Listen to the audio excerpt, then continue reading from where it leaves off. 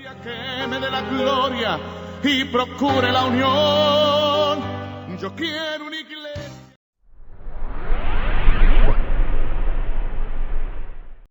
Una vez más sean bienvenidos todos los hermanos y amigos que tienen a bien vernos hoy. Es un placer para nosotros estar nuevamente aquí en la iglesia Familias en Cristo de Fontibón y un placer exponer la palabra de Dios. Nuestra enseñanza de hoy lleva por título La fuerza del creyente. La fuerza del creyente. ¿Por qué decimos esto? Porque generalmente el mundo, las personas que aún no son creyentes, ¿de dónde buscan su fuerza? Siempre es el poder económico, político o militar. Pero realmente este tipo de poder no vale para nada. Para muestra basta un botón. Lo que está pasando ahorita con esta pandemia, un virus tan pequeño tiene en jaque mate a las grandes potencias del mundo. De hecho, Estados Unidos, el principal país, el más poderoso, tiene el 5% de la población mundial, pero tiene una infectación con este virus del 30%. Entonces nos preguntamos, ¿y dónde está entonces ese poder del cual este país hace alarde de su fuerza? Vemos que realmente la fuerza no está. Igualmente China, con su poderío económico, que no sabemos realmente las cifras reales de cuántos infectados y cuántos muertos hay por este virus. Tampoco ha podido hacer nada. Entonces vemos que en lo que el hombre basa su fuerza no tiene ninguna fuerza valedera realmente. Entonces nos preguntamos, o se podrían preguntar ustedes, ¿de dónde viene la fuerza del creyente? La enseñanza de hoy, una vez más, repito, se titula La fuerza del creyente. Y vamos a estar analizando el libro al profeta Isaías, el capítulo 40, versículos 29 al 31. Dice la palabra de Dios así, versículo 29. Él da esfuerzo al cansado y multiplica las fuerzas al que no tiene ningunas. Los muchachos se fatigan y se cansan, los jóvenes flaquean y caen, pero los que esperan a Jehová tendrán nuevas fuerzas, levantarán alas como las águilas, correrán y no se cansarán, caminarán y no se fatigarán. Allí estamos entonces, tenemos lo que es la esencia, la fuerza, la fortaleza del creyente. La fuerza de nosotros los creyentes viene de Dios, del creador de todo el universo. Esa sí es una verdadera fuerza. Y es interesante que en el versículo anterior a esta narración, a este pasaje, en el 28, dice, refiriéndose a Dios, Él no desfallece ni se fatiga por cansancio. Quiere decir que se mantiene firme, y esa es una fuerza, esa es la fuente. Nuestra fuente de fortaleza proviene de Dios. El desfallecer es tener que nos faltan la fuerza justamente y llegamos al punto de hasta que podemos desmayarnos hablando físicamente, pero también puede ser la parte espiritual o moral. Desfallecen nuestra fuerza, flaquean y nos encontramos en problemas. Y dice el versículo 29 en su primera parte, Él da esfuerzo al cansado. Es Dios quien le da la fuerza al que está cansado. El cansancio no es más que una debilidad. Puede ser física, espiritual o moral. Hay diferentes tipos de cansancio. Más que todo podemos nombrar estos tres tipos. El cansancio físico, que es que sufrimos un agotamiento, valga la redundancia, físico, y muchas veces no tenemos la fuerza para terminar nuestras labores del día a día. Por eso, porque nos falta la fuerza física, pero también está la fuerza emocional. Esa fuerza nos impide, hay un desánimo total y nos impide relacionarnos con el resto de las personas. Y también está la fuerza espiritual, que cuando nos falta, entonces flaqueamos y le fallamos a Dios. Muchos creyentes han dejado de orar, han dejado de leer la Biblia porque espiritualmente están débiles.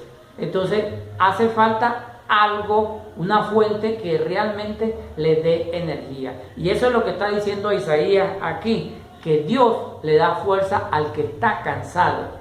La segunda parte del versículo nos dice que y multiplica. Obviamente, cuando hay una debilidad podemos llegar hasta el cansancio extremo y nos podemos desmayar. Entonces, cuando las fuerzas bajan, Él nos da la fuerza. Ese cansancio ya no es cansancio porque nuestras fuerzas son renovadas. Y dice, y multiplica la fuerza al que no tiene ninguna. Cuando ya llegamos hasta el fondo, que ya no tenemos fuerza, allí está Dios. Ese Dios multiplicador, porque Dios es un Dios de multiplicación. Si vemos a la Biblia, vemos allá en el Antiguo Testamento, vemos el caso de Gedeón. Gedeón era un joven que realmente no tenía fuerza, en el sentido de que el pueblo de Israel estaba sometido por los madianitas, pero se le apareció el ángel de Jehová y le dijo que él iba a liberar al pueblo de Israel del yugo de los madianitas. Y él le contestó que cómo iba a hacer eso si él era el último de los hijos de su papá y que eran unas personas pobres, y Dios le dijo que él lo iba a utilizar para que liberara al pueblo de Israel. Y de hecho vemos en el Jueces capítulo 6 y 7 cómo Jehová, utilizando a Gedeón, libra a Israel de las manos de los madianitas.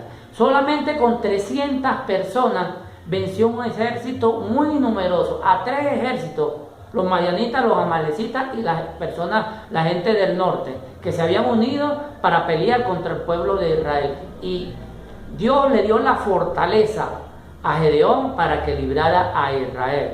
Pero no solamente eso allí, tenemos también el caso de David, por mencionar otro caso. David era un joven pastor que no sabía luchar, porque no era un guerrero, sino era un pastor. Él obviamente luchaba contra leones y contra osos, pero con la fuerza que le había dado Dios. ¿Y qué pasó cuando los filisteos estaban frente con frente con el pueblo de Israel, unos en una colina y otros en otra colina, que iban a la guerra? Y salió el gigante Goliat, un filisteo, a desafiar al ejército de Israel, del rey Saúl, para que uno del pueblo de Israel luchara contra él, y el que ganara, entonces el otro pueblo iba a ser esclavo del que derrotara. Y dice la palabra de Dios que tenían miedo, tuvieron temor los israelíes al ver ese gigante de casi 3 metros, un hombre curtido en la batalla. David escuchó estas palabras cuando desafió al pueblo de Israel y dijo que él lo iba a enfrentar. Un joven de solo 17 años, sin experiencia en la batalla cuerpo a cuerpo, porque él le dijo que él iba en el nombre de Jehová de los ejércitos y lo iba a fortalecer. Y ya todos conocemos la historia que pasó con David y Goliat. David, con solamente una piedra y con un cuero, lo derrotó y lo mató, lo liberó. Y si vemos a lo largo de la Biblia, la vida de David, vemos que siempre en sus debilidades se fortalecía, era en el poder de Dios.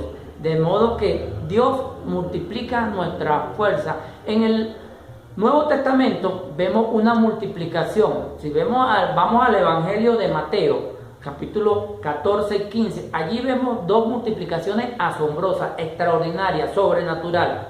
Cuando Jesucristo, con solamente 5 panes y 2 peces, alimentó a una multitud de 5,000 hombres, sin meter mujeres y niños. Ese es el Dios multiplicador. Y en el capítulo siguiente, entonces con 7 panes y unos pocos peces, aumentó a 4,000, una multitud de 4,000 hombres, y obviamente sin meter mujeres y niños. Y ahí vemos entonces que es un multiplicador. Dios nos multiplica nuestra fuerza. Si lo pudo hacer en aquella época, si pudo multiplicar estos panes y estos peces para esa multitud de personas que lo seguían para escuchar sus enseñanzas, entonces puede hacerlo, darnos la fuerza al que está cansado, al que ya no tiene ninguna, al que ya está desfallecido. Entonces allí es donde actúa el poder de Dios, porque su palabra dice que para Dios no hay nada imposible. Si creó todo el universo con el poder de su palabra, entonces puede darnos la fuerza. Y en el versículo 30 entonces vemos que aquí Isaías pone una metáfora, pone como un ejemplo a los dos grupos de personas que, hablando en la parte cronológica, son los más fuertes. Dice aquí en el 30, los muchachos se fatigan y se cansan. Los muchachos es más o menos nuestros adolescentes, que va entre la edad entre 8 y 16 años aproximadamente, 15 años. Esos son los adolescentes. Un adolescente, usted lo ve y que pasa todo el día con unas energías increíbles, que brinca, salta y tal, como que, y los padres entonces, oye, mira, pero cálmate, descansa, reposa. No, tienen una energía muy, muy grande, y sin embargo aquí dice que ellos incluso se fatigan y se cansan.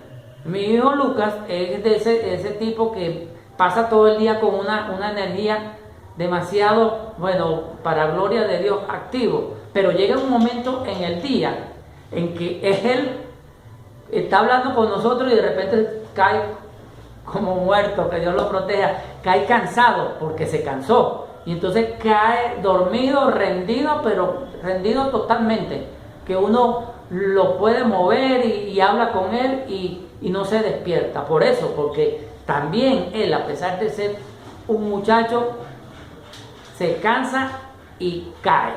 Tenemos el otro grupo que dice aquí la palabra, dice, los jóvenes flaquean y caen. Los jóvenes justamente es la edad comprendida entre 16 años y aproximadamente 25. Si vemos hoy los grandes atletas de alta competencia, más o menos tienen esa edad, 25. Ya después de los 25 ya las fuerzas van mermando. Entonces un atleta ahorita de alta competencia que a los 30 todavía se mantenga, 30, 40 se mantenga activo, es un caso excepcional. Son muy raras veces se ve eso. De 16 a 25 los jóvenes tienen mucha fuerza. Entonces dice aquí Isaías que ellos también flaquean y caen. Entonces nadie está exento a cansarse, a flaquear y a caer. Porque todos, incluso los jóvenes, se cansan y caen. Continuar las personas que ya tenemos entradas en años, estamos, ya pasamos de cierta edad, nuestras fuerzas se agotan, pero entonces, ¿en qué nosotros basamos nuestra esperanza? El versículo 31 nos dice lo siguiente: pero los que esperan a Jehová, esos somos tú y yo, tendrán nuevas fuerzas, levantarán alas como las águilas, correrán y no se cansarán, caminarán y no se fatigarán. Qué promesa tan bella, que todos los que confiamos, que ponemos nuestras cargas en los hombros de Dios, vamos a renovar la fuerza. Dios nos va a renovar fuerza, y renovar significa cambiar algo que ya está viejo o cansado en este caso por algo nuevo. Él nos va a dar nuevas fuerzas, pero son a los que esperan en Jehová. Repito, a los que hemos confiado, a los que a pesar de todo lo que puede estar sucediendo a nuestro alrededor, nosotros ponemos nuestra confianza en Dios, porque Él prometió que no nos dejará ni nos iba a desamparar, y Dios no miente. Así que nosotros descansamos en esas promesas tan bellas que Él ha dejado a todos los que hemos aceptado a Jesucristo como único Señor y Salvador. Recibiremos nuevas fuerzas. Y dice aquí, me gusta esta metáfora que dice, levantarán alas como las águilas. Yo no sé si usted ha visto volar el vuelo de un águila. Aquello es espectacular, majestuoso. Las águilas son unas aves muy grandes que algunas veces con las alas extendidas miden más de 2 metros, son inmensas y tienen una velocidad de vuelo que va entre los 240 y los 300 kilómetros por hora. Sin embargo, usted ve las águilas y ve que prácticamente no hacen ningún esfuerzo. Ellos descansan en la fuerza y en la corriente del viento. El único esfuerzo que hacen las águilas para levantar el vuelo es justamente allí. Cuando van a levantar el vuelo, al principio que aletean, agarran cierto impulso y se lanzan en su aventura. Porque lo demás ellos se dejan descansar. Entonces, qué mejor nosotros, qué bello nosotros hacer eso. Que vamos volando, no hacemos prácticamente ningún esfuerzo, porque no es que no nos vamos a cansar, sino que nuestras fuerzas, cuando estamos allí a punto, viene Dios y nos renueva la fuerza. Quiere que seamos como águilas. Dice entonces la última parte: correrán y no se cansarán, caminarán y no se fatigarán, que es lo mismo. El correr o el caminar son dos actividades que van una detrás de la otra, claro, una más rápido que la otra, pero el fin de todo es eso, que no nos vamos a cansar cuando corramos, ni nos vamos a fatigar cuando caminemos. Y aunque aquí se ve la parte física, eso también lo llevamos a la parte espiritual. Cuando habla de correr, no es literalmente correr, sino es la vida. Porque la Biblia trata, cuando habla de carrera, habla es de la vida del creyente, que comienza en el mismo momento en que tú aceptas a Jesucristo como Salvador y obviamente eres salvo, y entonces comienza lo que se llama el proceso de santificación. Esa es una carrera que nosotros debemos librar hasta que el Señor nos llame a su presencia o hasta que Él venga en su segunda venida. El apóstol Pablo utiliza mucho esta metáfora de la carrera para decir la vida. De hecho, cuando le escribe a su discípulo Timoteo en la segunda epístola, capítulo 4, versículo 7, él expresa: he acabado la carrera, dice él. Y justamente es eso, ya él sabía que estaba próximo a morir, y expresa que ha acabado la carrera, que ya está al punto de llegar. Dice primero: he peleado la buena batalla, he acabado la carrera, he guardado la fe. Eso lo dice Pablo. Y en Hechos, cuando en el capítulo 20 del libro de Hechos, vemos allí que él, cuando llamó a los ancianos de Éfeso, a Mileto, para despedirse, dice en el versículo 24: pero de ninguna cosa hago caso, ni estimo preciosa mi vida para mí mismo, con tal de que acabe mi carrera con gozo y el ministerio que recibí del Señor Jesús, para dar testimonio del evangelio de la gracia de Dios. Aquí dice, con tal de acabar la carrera. Justamente eso, la vida del creyente. Y si vemos en el capítulo 12 del libro de Hebreos, el autor dice en los versículos 1 y 2 lo siguiente: por tanto, nosotros también, teniendo en derredor nuestro tan grande nube de testigos. Recordemos que en el capítulo anterior, en el capítulo 11, que se titula La Fe, habla de una serie de hermanos que vivieron en la antigüedad, empezando por Abraham, y que dieron testimonio de tener fe. Entonces comienza este capítulo diciendo esto: esos son los testigos. Todos esos, Rahab, Abraham, Jacob, todo eso. Dice: despojémonos de todo peso y del pecado que nos asedia. Y agrega: y corramos con paciencia la carrera que tenemos por delante. Es decir, ahora tenemos que nosotros seguir adelante, viviendo la vida de un auténtico creyente, buscando cada día la santificación. Y agrega en el segundo: puesto los ojos en Jesús, el autor y consumador de la fe, el cual por el gozo puesto delante de él sufrió la cruz, menospreciando el oprobio, y se sentó a la diestra del trono de Dios. Entonces, eso es lo que tenemos nosotros que hacer. Vamos a correr la carrera, vamos a vivir la vida del creyente poniendo nuestra mirada en Cristo, en sus promesas, en lo que Él hizo y en lo que sabemos que Él puede hacer.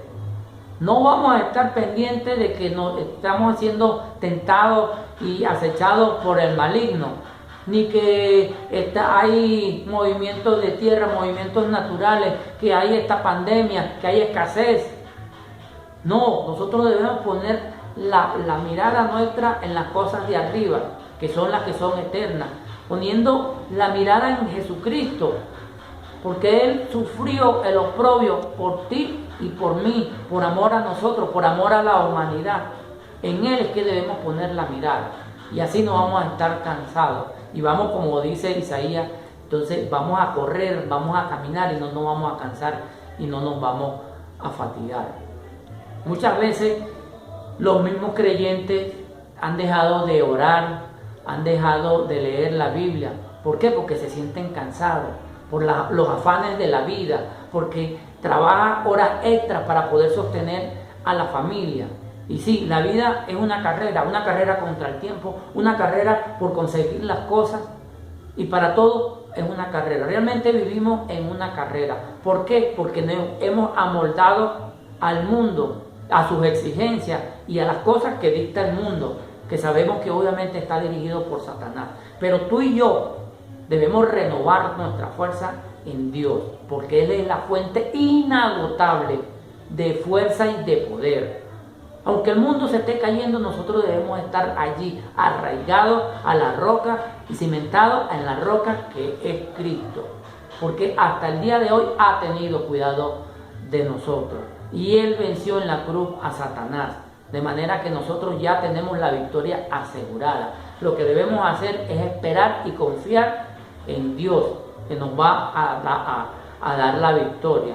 El apóstol Pablo, él dice, relata cuando le pidió a Dios que le quitara el aguijón que tenía en la carne. ¿Qué dice él? Que el Señor le dijo: bástate mi gracia, porque mi poder se magnifica en tus debilidades. Entonces, mientras más débiles somos, más fuertes nos ponemos, porque nos fortalecemos con esa fuente inagotable que es Dios, que es la única fuente que no se acaba. El sol, vemos el sol maravilloso, que tiene una temperatura de 12.000 grados Fahrenheit en su superficie y alumbra nuestra galaxia, pero el poder de Dios lo sobrepasa con mucho, porque al mismo sol lo creó Dios, y a todas las estrellas, a la luna, y Dios creó todo. Y Dios te puede dar la fuerza si hoy estás desanimado, desalentado, te sientes de fallecer. Dios tiene el poder para darte eso. Lo que tienes que poner tu confianza en Él, buscar la fuerza